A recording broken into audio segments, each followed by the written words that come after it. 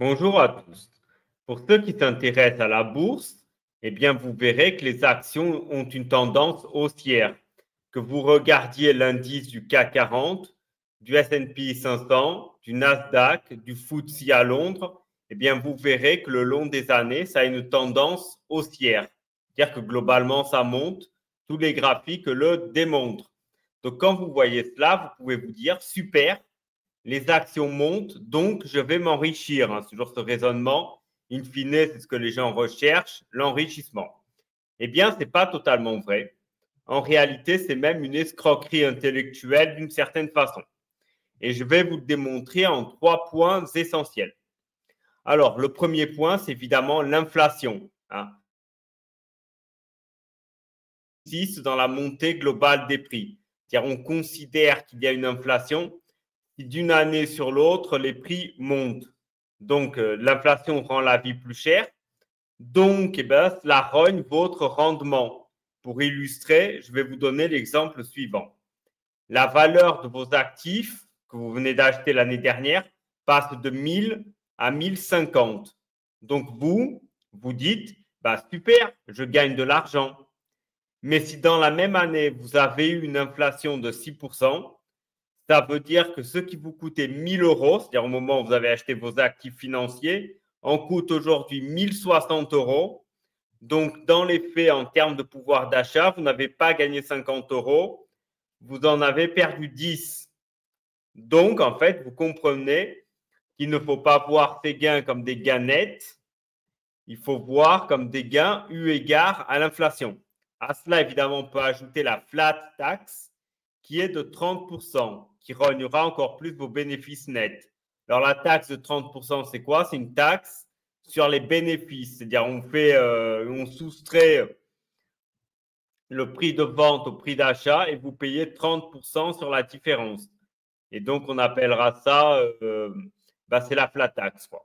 Exemple très concret, vous avez acheté en 2001 1000 euros d'actifs.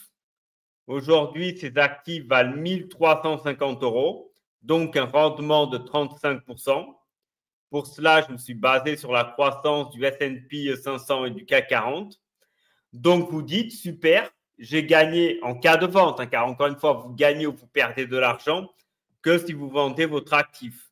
En cas de vente, vous vous dites, super, j'ai gagné 350. Eh bien, vous oubliez la flat tax qui va vous ponctionner 105 euros. Donc, vous gagnez en fait pas 350, mais 245. Donc, le rendement passe de 35 à 24,5%.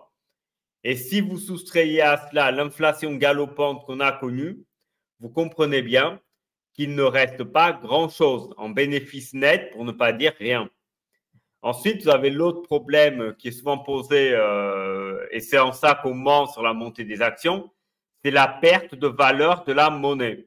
Pour cela, je vais évidemment partager avec vous un graphique qui va vous le démontrer, je pense, de façon assez nette. Voilà, un graphique qui va vous démontrer. Voilà, là, vous l'avez.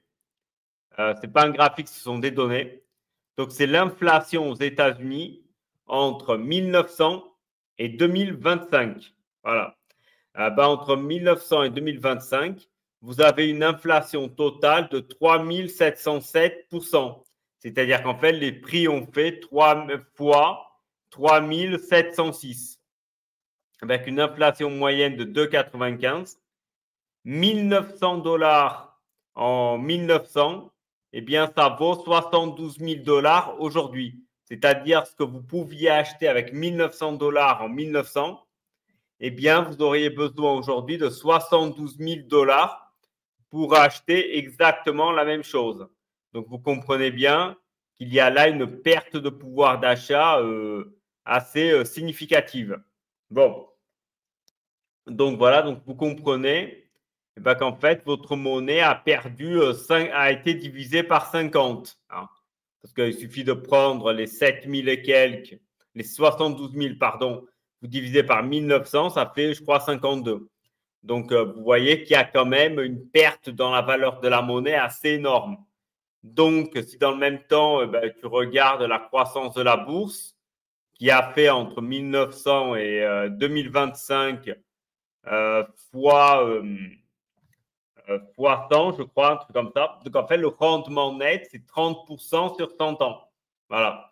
Ce n'est pas le rendement de fou que vous allez voir, où vous allez avoir l'impression d'avoir fait fois 400. En réalité, non. Vous aurez fait beaucoup moins. Voilà. Vous aurez fait beaucoup moins.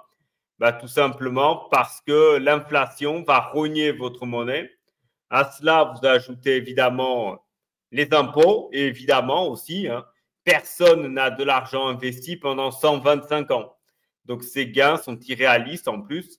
Mais au-delà de ça, ça montre que vous avez en fait une partie de votre épargne qui est tout simplement rognée, qui est rognée par l'inflation, quoi. Donc, vous comprenez bien que l'inflation ajoutée à la perte de valeur de votre monnaie, les deux sont liés en fait, hein. L'inflation, c'est la perte de valeur d'une monnaie. Eh bien, votre actif perd de la valeur, donc votre investissement. Voilà. Et c'est quelque chose qui est en somme, on ne va pas se mentir, assez catastrophique. Bon. Ensuite, vous avez, pour terminer, l'escroquerie, ce que j'appelle, moi, l'escroquerie des indices boursiers. Comme vu précédemment, les cours de la bourse montent. Et là, vous dites, super, on gagne de l'argent quand même.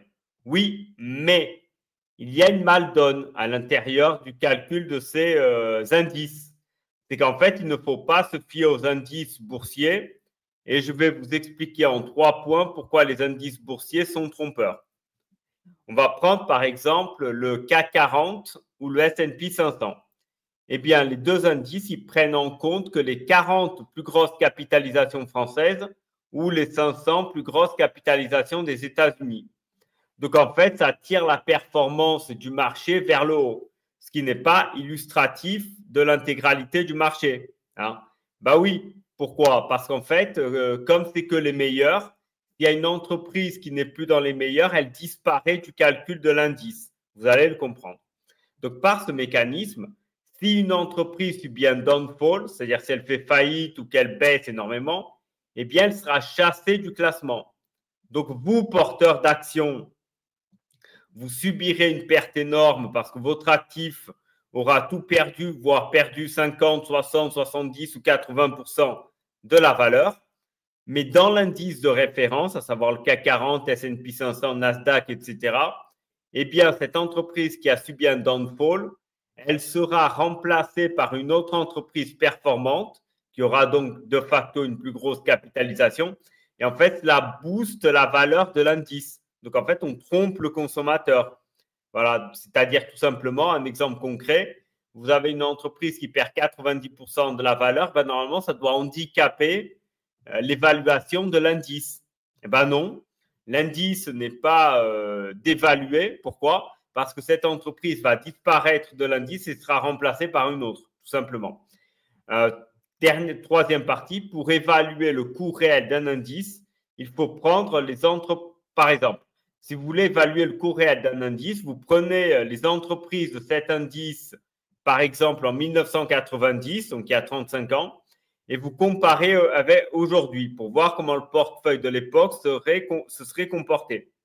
Or, si vous le faites, ben, ça va piquer. Et oui, si vous le faites, notamment pour le Nasdaq. C'est-à-dire, si vous prenez les capitalisations du Nasdaq en 1990, pardon, après l'explosion de la bulle Internet qui a eu lieu entre 1999 et 2002, vous avez plus de 80% des entreprises du Nasdaq, donc, qui est l'indice des entreprises technologiques aux US, qui ont fait faillite. Donc, si on compare, le portefeuille de quelqu'un en 1990 avec que des entreprises du Nasdaq, ben son portefeuille aujourd'hui ne vaut plus grand-chose, car la majorité des entreprises ont fait faillite. Oui, mais c'est là l'astuce. L'indice, lui, il prend en compte les meilleures entreprises technologiques. Donc, ces 80% qui ont fait faillite ont été remplacés par d'autres qui performaient. C'est pour ça qu'en fait, il ne faut jamais évaluer les valeurs des actions eu égard aux indices. Voilà, tout simplement. Pour conclure cette vidéo, je vous dis tout simplement la chose suivante. Ne vous laissez pas berner par des données brutes. Allez toujours voir les détails. Cela vous aidera beaucoup. dans la compréhension de ces phénomènes. J'espère en tout cas avoir bien expliqué la situation. Si vous avez des questions, vous pouvez les laisser en commentaire et j'y répondrai avec grand plaisir. Voire, je ferai une vidéo React pour répondre à vos questions si elles sont pertinentes et complexes. Voilà. En attendant vos retours, eh bien, je vous souhaite à tous une bonne journée et je vous dis à très bientôt.